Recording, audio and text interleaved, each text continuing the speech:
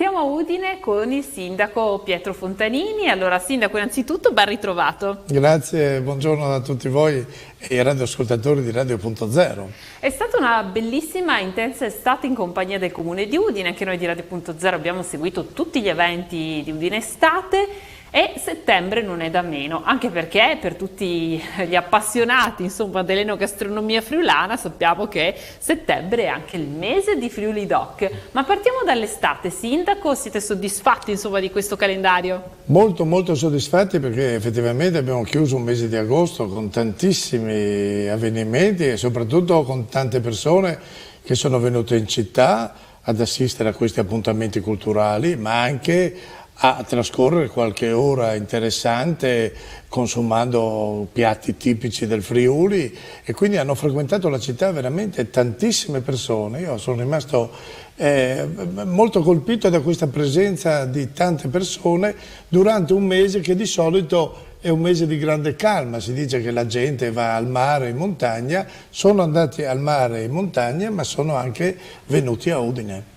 Eh sì, direi di sì, il buon lavoro ha fatto permesso a tutta la regione di essere scoperta in tutti i suoi aspetti. Inoltre Udine è ricca, oltre che di tradizioni enogastronomiche, anche di storia e di cultura. L'abbiamo scoperto anche parlando proprio delle mostre che ci sono in questo periodo. Sì, abbiamo delle mostre importanti, la più importante è Giovanni da Udine, questo artista vissuto nel 1500, amico di Raffaello, di Michelangelo, che ha lasciato delle opere che non si possono portare qui in città perché sono soprattutto a Roma e appartengono agli arredi, agli arazzi che ci sono nei grandi palazzi romani, in particolare nel Vaticano.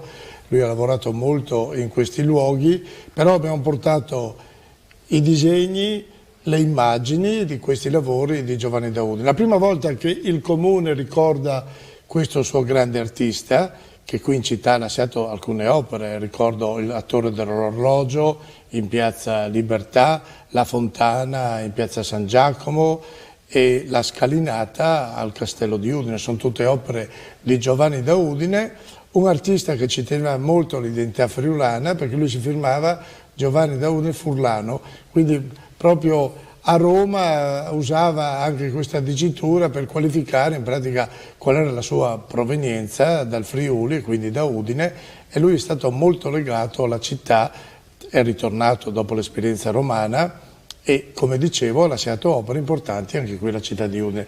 Questa mostra, che andrà avanti fino al 15 di questo mese di settembre, è una mostra molto frequentata. Insieme alla mostra di Giovanni da Udine abbiamo altri appuntamenti, sempre in Castello.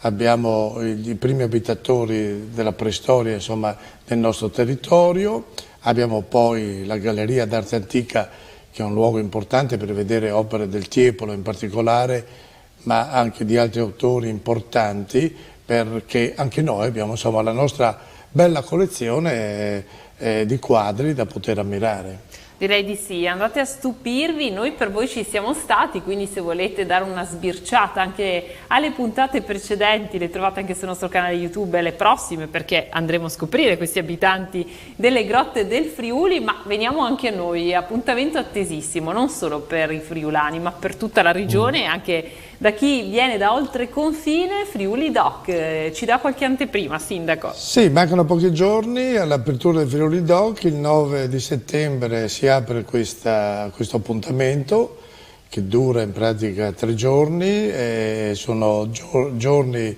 di grandi appuntamenti con le Pro Loco del Friuli che saranno presenti come al solito con i loro prodotti tipici, con il loro entusiasmo, con la loro voglia di offrire prodotti di qualità serviti in pratica sui tavoli, sui tavolini, perché non si potrà consumare in piedi.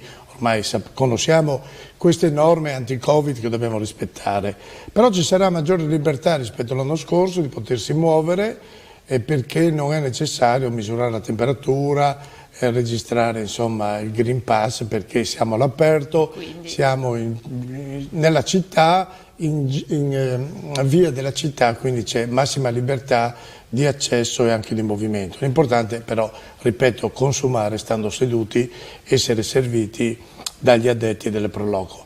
Quindi si va dal prosciutto di Sauris ai gnocchi di Godia, per dire una specialità proprio nostra, quindi della città, perché gli amici di Godia sono famosi per queste patate e sì, dalle patate vengono fuori i gnocchi che sono una specialità, e consiglio a molti che vogliono assaggiare veramente dei gnocchi molto molto particolari e buonissimi di venire ad assaggiare i gnocchi del Pro Loco di Godia.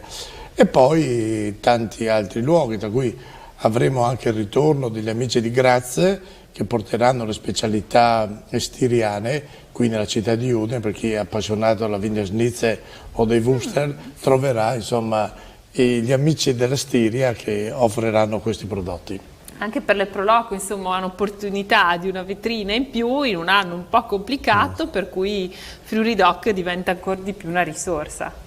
Sì, Friuli Doc è senz'altro una vetrina importantissima perché l'afflusso delle persone è numeroso e le Pro Loco hanno soddisfazione di far conoscere insomma, le loro specialità e anche l'evoluzione nel confezionare questi piatti, cucinarli in modo anche particolare e ripeto con gente che lavora gratuitamente, sono quasi tutti volontari, però hanno il gusto di portare i prodotti delle varie zone del Friuli e quindi far assaggiare queste specialità in questo appuntamento. Speriamo che le condizioni atmosferiche siano buone e che si possa veramente passare un paio di giorni in allegria e in grande serenità girando per la città di Udine.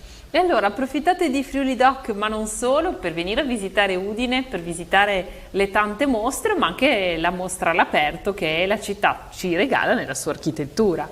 Sì, la città adesso ha molte zone pedonali, non ci sono le macchine, quindi si può camminare con grande serenità, perché tutta via Mercato Vecchio oramai da più di un anno è diventata un'isola pedonale, anzi è diventata una grande piazza, un grande salotto, per poter gustare e assaggiare le specialità friulane, ma anche ammirare i monumenti, i palazzi che sono lungo a questa via importante e poi le piazze e le zone tipiche della città di Udine, dove troverete senz'altro appuntamenti importanti per conoscere un po' ancora meglio Udine e le sue specialità.